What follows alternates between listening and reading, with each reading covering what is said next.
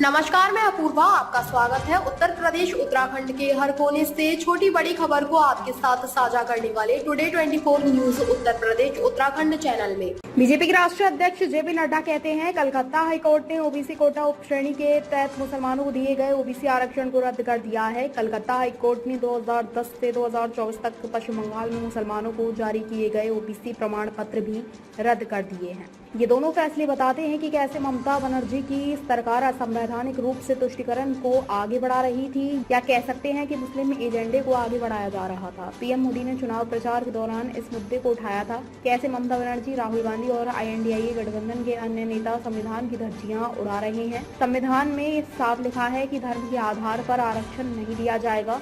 ममता बनर्जी ने कहा कि वह हाईकोर्ट के फैसले से सहमत नहीं है। कानून से ऊपर कोई नहीं है। हम सब जानते हैं कि आज कलकत्ता हाईकोर्ट ने जो मुस्लिम को ओबीसी का आरक्षण यानी ओबीसी कोटा सब कैटेगरी में जो आरक्षण दिया जा रहा था, उसको कलकत्ता हाईकोर्ट ने निरस्त कर दिया है। साथ ही साथ जो ओबीसी सर्टिफिकेट वेस्ट बंगाल में मुस्लिम्स को दिया जा रहा था 2010 से लेकर के 2024 तक, उसको भी हाई कोर्ट ने निरस्त कर दिया है।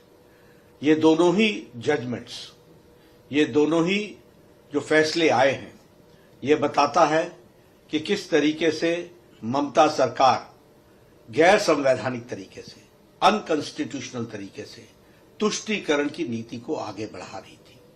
और एक तरीके से कहा जाए तो मुस्लिम लीग के एजेंडा को आगे बढ़ा रही थी।